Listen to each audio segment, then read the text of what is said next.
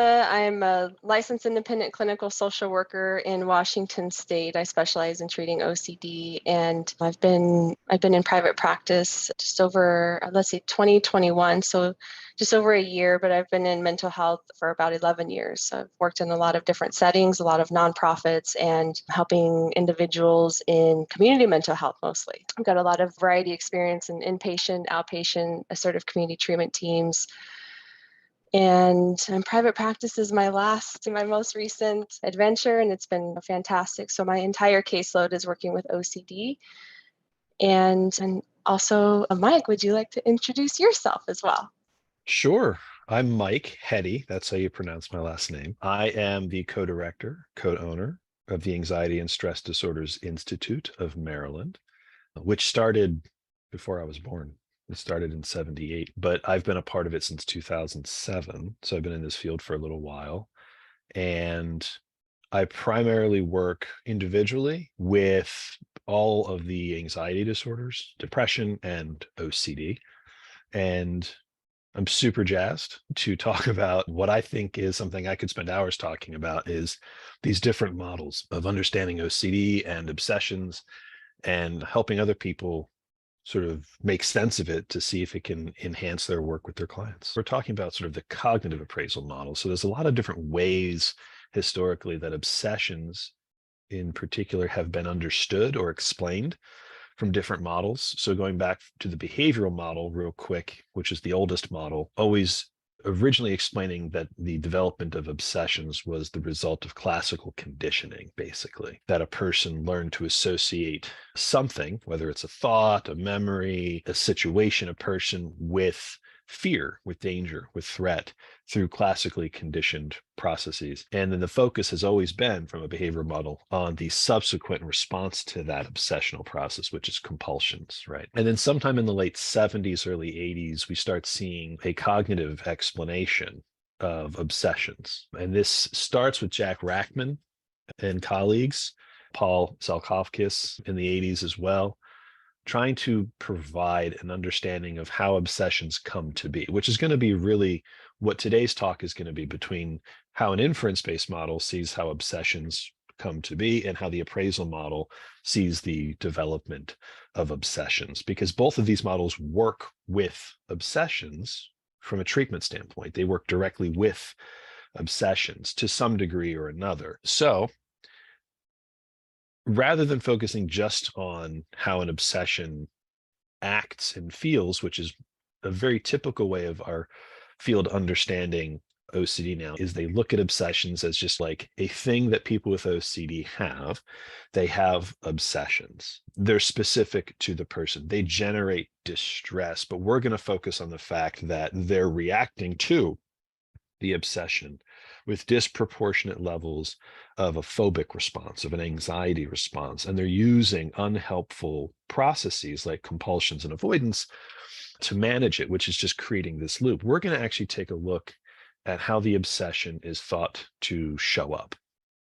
And just a quick history, Jack Rackman and De Silva in 1978 was probably the very first study that took a look at what were sometimes referred to as normally occurring thoughts, suggesting approximately 80% of people experience intrusive thoughts with similar content to those who have OCD obsessions, and then refer to them as sort of normal obsessions. And this is the basis for the cognitive appraisal model, that everyone, 80% plus of people, everyone has intrusive, unwanted thoughts. That's accepted as a fact. Everyone has intrusive, unwanted thoughts. OCD, not OCD, we all have intrusive, unwanted thoughts. And so we call those normal. They used to call them random. I think some people have differing opinions about whether they're random or not from this model, but they definitely consider them normal, not pathological, not in need of treatment or any degree of interaction. But they say these normally occurring thoughts turn into obsessions. And they explain that process. So when people say we just have a normally occurring thought, how does that turn into an obsession, right? So the appraisal model looks at this and says it's the appraisal or the evaluation or the judgment of that particular intrusion by that particular person that creates a kind of entanglement with the intrusive thought. It injects emotion, it injects significance and importance into a normally occurring thought. And then the person starts to react through thought suppression or through various other means to control the distress, the anxiety, the guilt that pops up from the unwanted intrusive thought. So in this model, the treatment isn't the intrusive thought, it's the appraisal of it. So appraisals probably are highly specific to people, although there has been attempts in the last 20 or so years, 30 years, to explain domains of intrusive thoughts, to explain that there are some people who have intrusive thoughts, and we can have appraisals of intrusive thoughts that are specific to domains. The Obsessive-compulsive Cognitions Working Group in the late 90s and early 2000s did a ton of research, and they looked into belief domains or vulnerability domains or appraisal domains, and they came up with 6. And I don't know if I can remember them off the top of my head. Perfectionism is one, overestimation of threat is another, intolerance of uncertainty, the importance of controlling thoughts, the overimportance of thoughts in general, and inflated responsibility. Thought-action fusion is weaved in here. And presently, these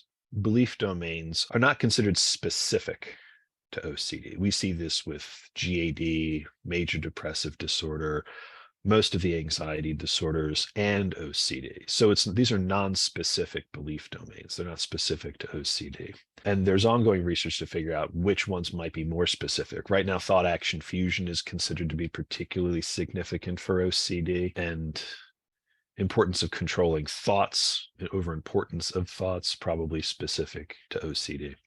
So anyway, this is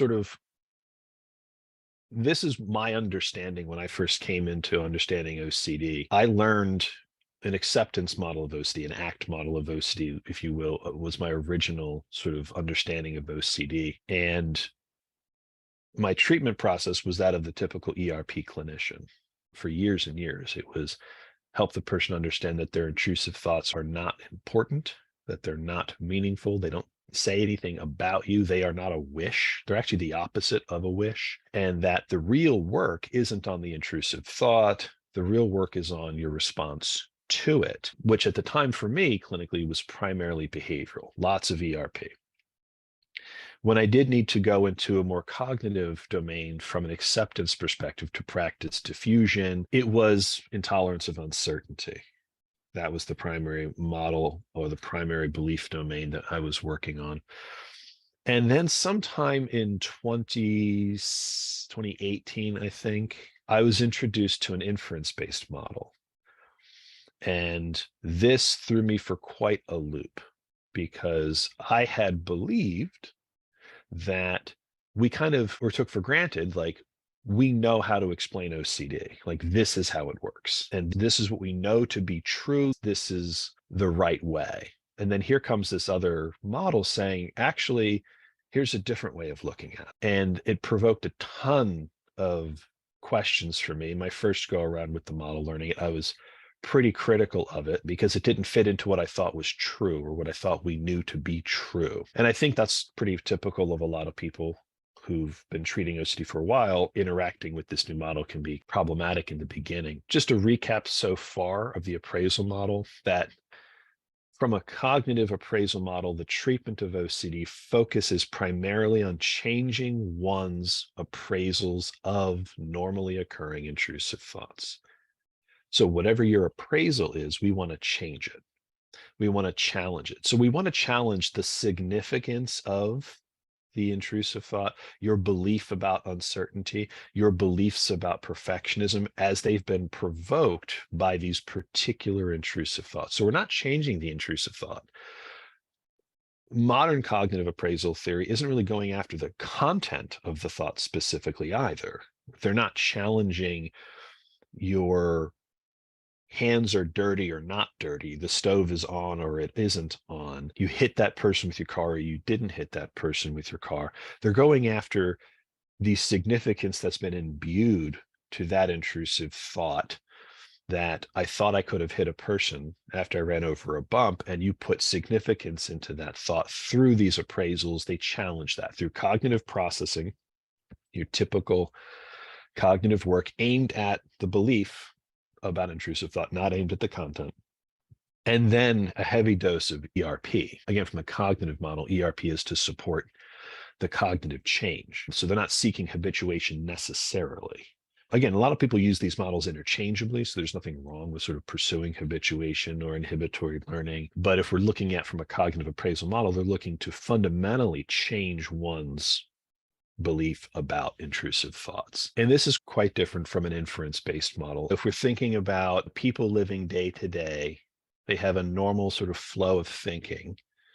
And then out of nowhere comes this intrusive thought that's considered, according to Rackman and De Silva and several other studies, this is sort of normal. This is not specific to people with OCD. It intrudes into the normal consciousness, and the virtue of it intruding creates some kind of need to attend to it in specific ways based on their appraisal of it. And that sets in motion the creation of an obsession, which then sets in motion the response to that obsession, which is the compulsion and the avoidance. And so from this model, intrusive thoughts are normal and therefore not pathological and therefore not in need of treatment.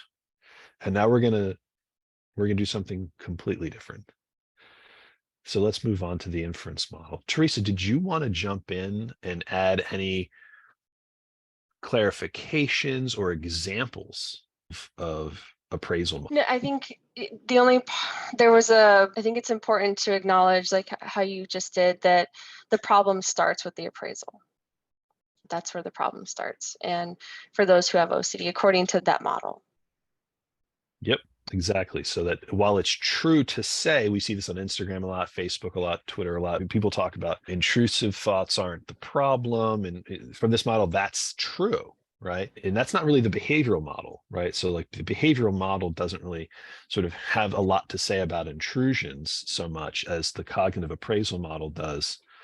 And yes, intrusions are normal. They don't mean anything about you. And the goal here, as you'll see, is a lot of people are just want to sort of get you to sort of not try to figure anything out there, right? And like nothing to see here. The appraisal model would look at, obviously, the appraisals, not the intrusions. I'll take a case of a hit and run OCD so that we're not, which to me is a fairly straightforward and somewhat commonplace form of harm OCD. So hit and run OCD, I think that everyone knows, but just in case people listening are slightly confused by that, hit and run OCD is where the person driving a car, typically driving a car, has some kind of sudden whoosh of anxiety that they may have hit someone and injured them or killed them with their car.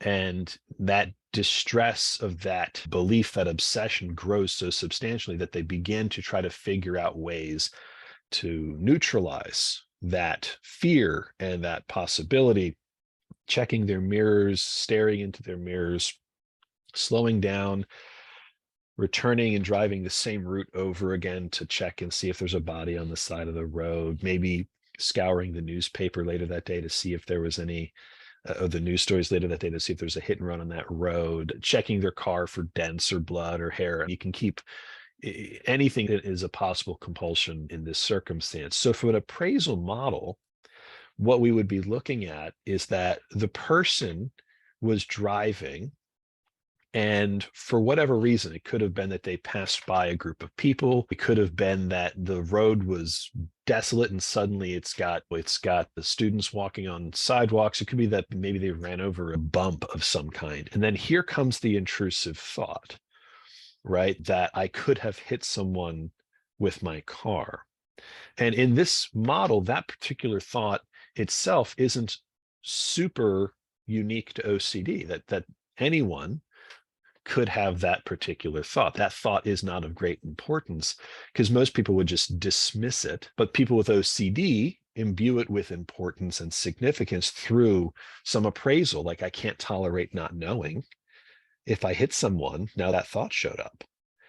And now that thought feels so much more important because it's so much more emotionally laden. The fact that the thought showed up itself means the event might have occurred or increased the likelihood of it occurring. Thought action fusion. And so it's that appraisal of that thought that starts to gin up the distress and creates the obsessional process. And so the person working from a cognitive appraisal model would be taking all that information down, We'd be trying to figure out, in the story you just told me about what happened, let's figure out what your beliefs are about that intrusive experience and your beliefs about a thought coming out of nowhere and upsetting you. And then let's take a look at your beliefs about how you should respond to that and your beliefs about compulsions, avoidance behaviors, and neutralizing strategies in general. And then they would intervene, usually with a cognitive model first, depending on the therapist and how they're practicing this model, with traditional cognitive interventions that you might see. But the challenge goes to the belief, goes to the importance or significance you placed on that particular thought. And then they would do ERP to more traditional ways to challenge that issue, meaning they would have you not drive back and check. They would have you not ruminate. They would have you postpone checking news stories, not seeking reassurance, the typical things you would see with ERP in general, so as to learn not only that the distress you're feeling doesn't need to be neutralized, but the thoughts or the appraisals of that intrusive thought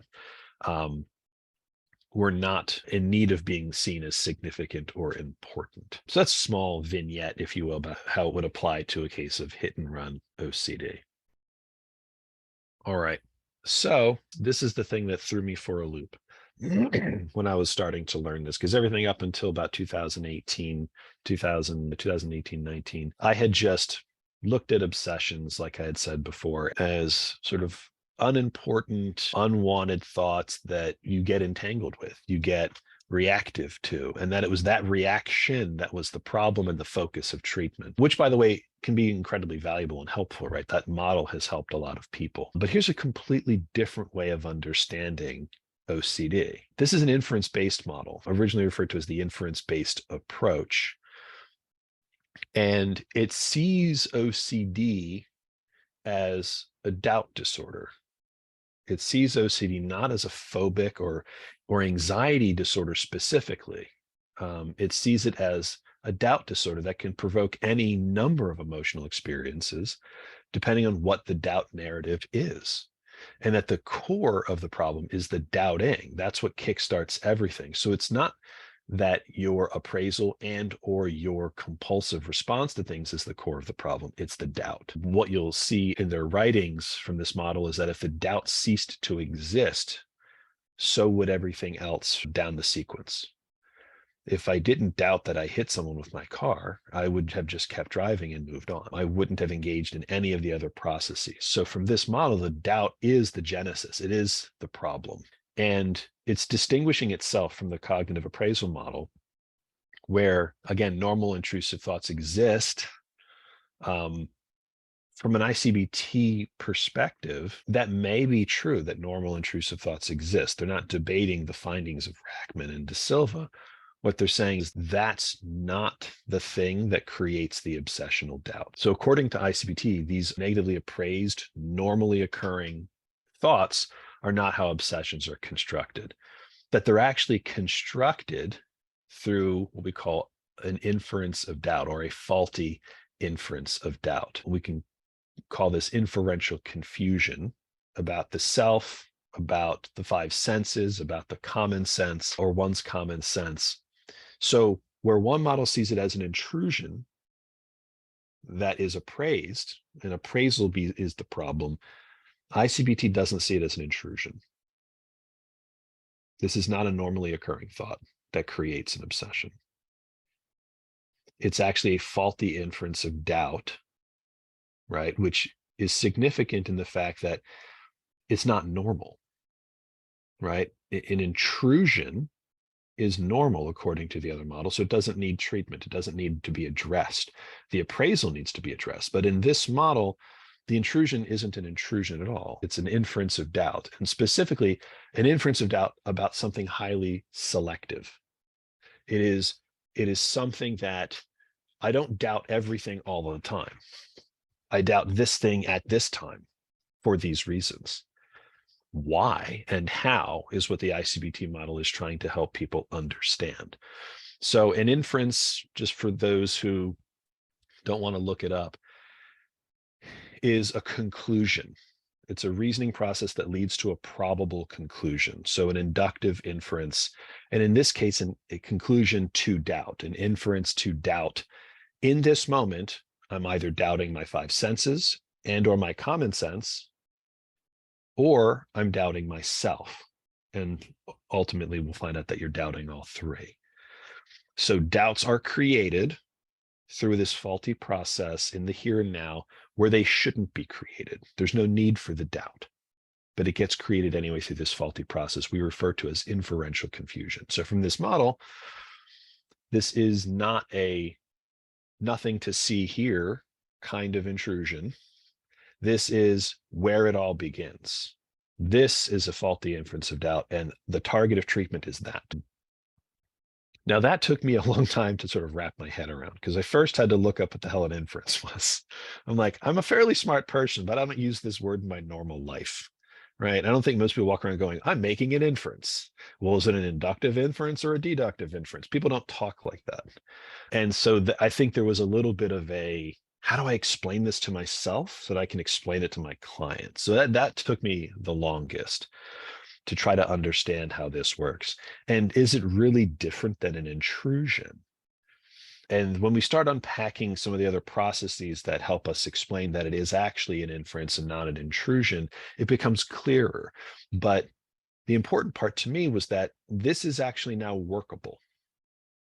This is no longer the old adage that you can't go after the obsession, you can't go after the reasoning, you can't go after the obsessional part at all, other than to say it's there and it doesn't mean anything, which is what the primary model of treating OCD would say. Is like, don't touch it, that's the third rail, because that's just going to become compulsive reassurance seeking. You're just going to start arguing with a thought and it's going to get worse. And we are not arguing with content of a thought. That is not what we're doing. We're going after the process of reasoning that created a doubt where no doubt was needed. And so we're not going, your hands are or aren't contaminated. We are talking about content in the sense of, what is it about this thing that got you so bought into it? What is it about this particular doubt that causes you to trust it? And more specifically, trust the doubt over what your senses are telling you. The person with hit and run OCD knows they didn't hit anybody. That's why we call it OCD and not hit and run, right? If it's a hit and run, then you hit somebody. Hit and run OCD denotes that you didn't hit somebody, but you thought you did. So the person with OCD drives over a pothole and thinks, oh my gosh, I hit someone, but they have no reason to think they hit someone. In fact, the person with hit and run OCD knows what it feels like to hit a pothole, and that it feels different from hitting a 130-pound person, right? They know they didn't hear screaming or blood splatter on their windshield. They didn't hear anything that would make them think they hit a person, but they trusted that doubt anyway, despite evidence from the senses showing them that everything was fine. Now, why is that the case? How does that happen? And so this is where we talk about sort of the absorbing and very cleverly convincing process of inferential confusion packaged as a narrative, a story. And another primary part of the inference-based model is understanding that this is all about narratives. Every part of treatment is about narratives. We're never not talking about stories, because how we understand and make sense of our world, how we make sense of ourself in the world, how we think of ourselves in time, history, that this is the past, this is the present, this is the future, is all through narratives, through stories.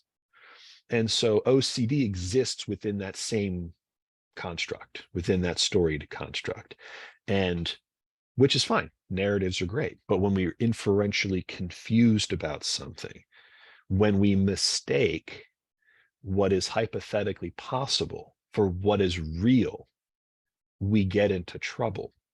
And that's the definition of inferential confusion: a distrust of our five senses, right? A distrust of our perception in the here and now, a distrust of our common sense, and an overinvestment in the hypothetical, could be, imagined world. Again, the use of the word imagination in I-CBT is a catch-all word. We're using it to describe remote hypothetical possibilities. that aren't derived from our perception, external from us. They're derived from inside of us. So they're coming from our own self, subjective constructions of stories of things that could be. What we do know, and I'm not going to bore people with diving into the research, although I love reading the research and trying to understand it. Inferential confusion is a validated construct. It has been highly predictive of OCD above and beyond the 6 cognitive domains that the appraisal model has found. So not only is it a better predictor of OCD, it's a specific predictor of OCD. Right. So the other domains that we found in the appraisal model are non-specific factors. They apply to major depression as much as they apply to panic disorder and OCD. It's a non-specific factor, which doesn't make it unimportant. It just makes it not specific. This is specific to OCD, and it's a better predictor of obsessional symptoms than the other domain models are. And we're seeing that validated through multiple research replications. So this is not a new idea. The inferential confusion has been researched since the early 2000s. So this is not new. It's new to us. Sadly, it's just not new. So we're not talking about some really theoretical idea here. So if we want to move on to where we get into a little bit of understanding why it is that someone is focused on one particular situation that they have inferential confusion on, where they make an inference of doubt on versus another. There's a lot of different ways of understanding vulnerable self-theme. Vulnerable self-theme is the I-CBT phrase for this, sometimes referred to as feared possible self or feared self as could be. But all of them are describing the same thing, which is that there is a real self who I know myself to be. I'm a conscientious, caring, empathic person, right? 9.9 times out of 10. This is who I am. These are my deeds. These are how people would describe me. And then there's the what if self. The feared self as could be. Could I actually be the kind of person who's immoral? Could I actually be the kind of person who's negligent? Could I actually be the kind of person who's irresponsible? These feared self themes become trusted more than the real self story.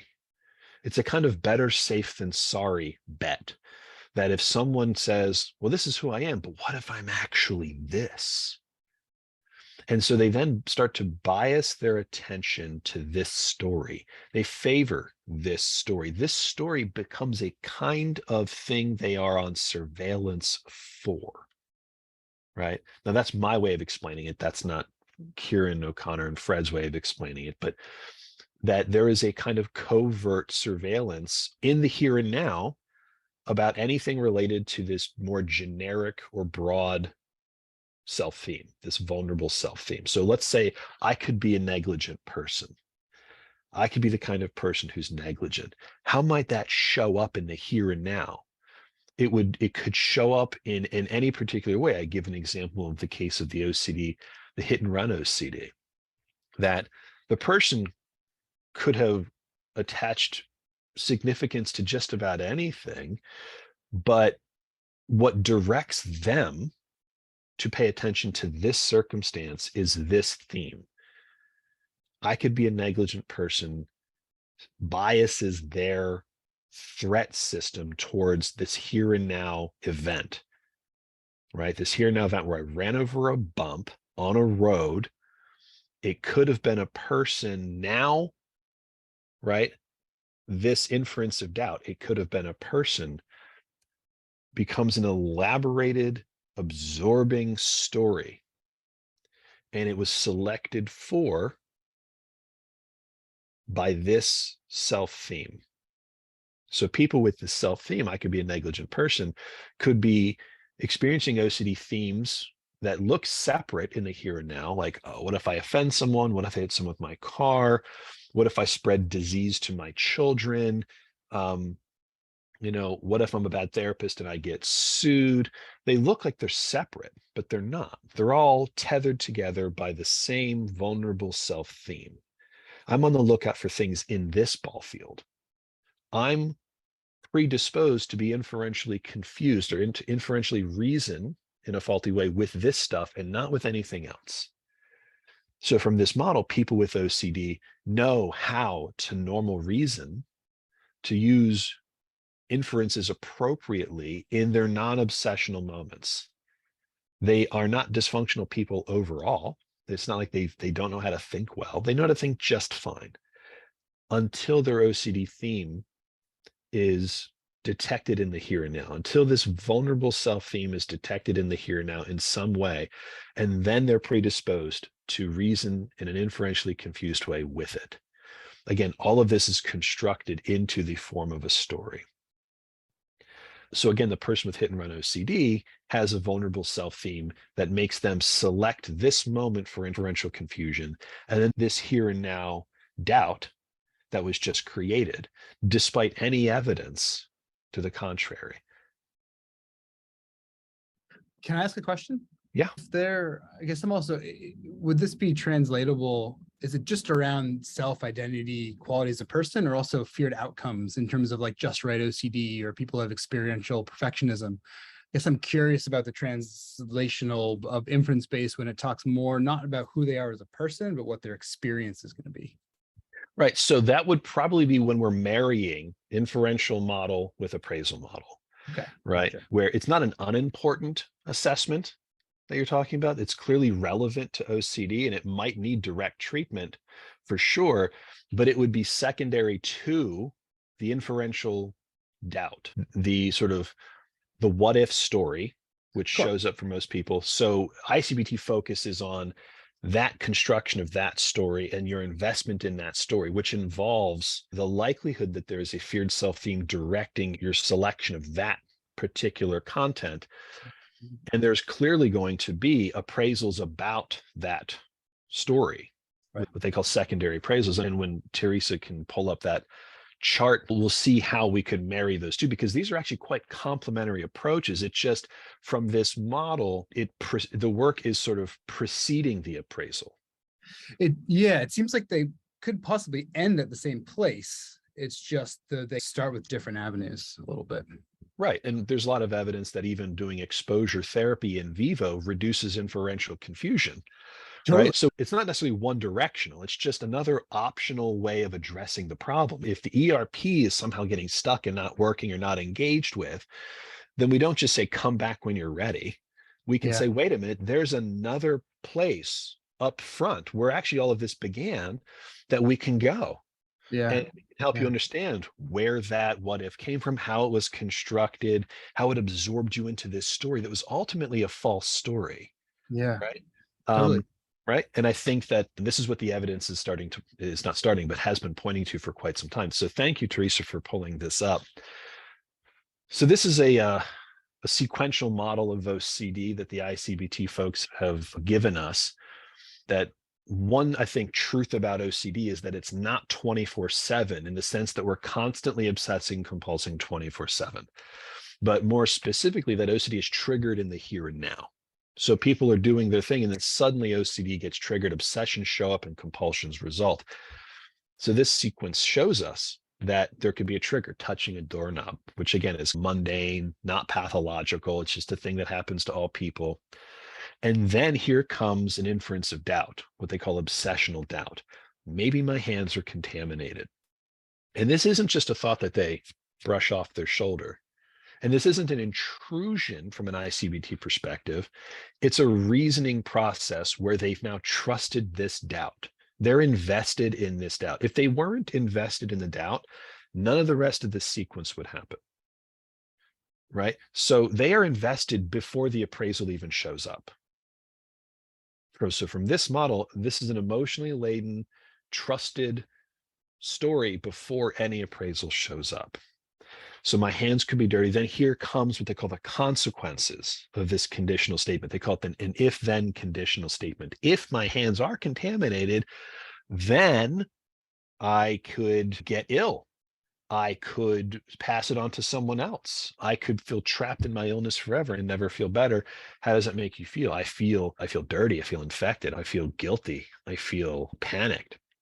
And so I do a compulsion to avoid, to wash my hands, to sanitize, to seek reassurance. So the I-CBT treatment and the model focuses on how the obsessional doubt is created and invested in. Standard CBT or appraisal model looks at the consequences of and the appraisals of the doubts, which they, again, see that as normal. I-CBT doesn't. And ERP tends to focus more on even the further down the stream of the sequence here, that when the anxiety or the distress shows up and you respond to the compulsion, that is actually the main driver that we need to work on. And in reality, all three are relevant and all three are worthy of treatment. It's just, it seems as though we hadn't had good language or good understanding of the processes preceding the appraisals, because up until I-CBT came out in mid to late 90s, they were seen as normal intrusions. Why try to treat what's normal? Treat only what's abnormal, treat only what's problematic. And it turns out that the obsessional doubt creation is actually abnormal and problematic. Did you want to add anything, Theresa? Yeah, it's like this idea that the problem in OCD begins with further down the sequence. I-CBT is giving us language, but it's also been researched and it's specific, and it answers some of these like questions. If we're reading the literature for a second, we don't really know why it's specific, and it really starts to answer some of those gaps in our knowledge of OCD and fills in those gaps, and is a very specific conceptualization that is also showing to be specific in the research as well. It's supported. And because it's process-based, we're not really digging into like values or content so much. All content is relevant if we're looking at the whole picture, but we're not really using the content except to understand the process in I-CBT. Fred has mentioned it's like a safe way to look at this process, that people actually, we can do this not compulsively. We can do this in a way that leads to recovery. That is the case in the research, is that we can do this safely. People can be treated and they can resolve their obsessional doubts with a model that looks at this. And so for those who might be new to I-CBT, sometimes we refer to this as like the upstream, right, in the sequence.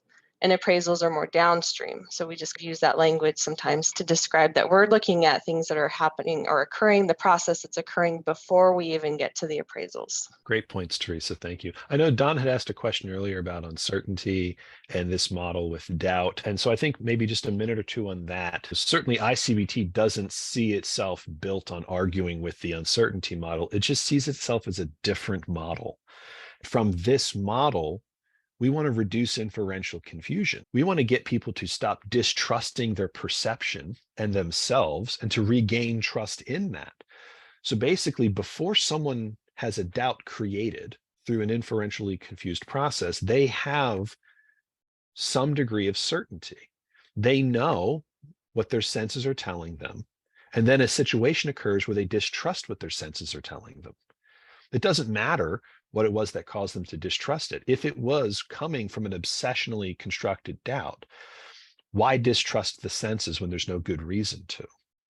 And so if we look at people going, accept the uncertainty, what we're doing is we're saying, okay, clinically, that means stop doing compulsions, stop trying to figure stuff out.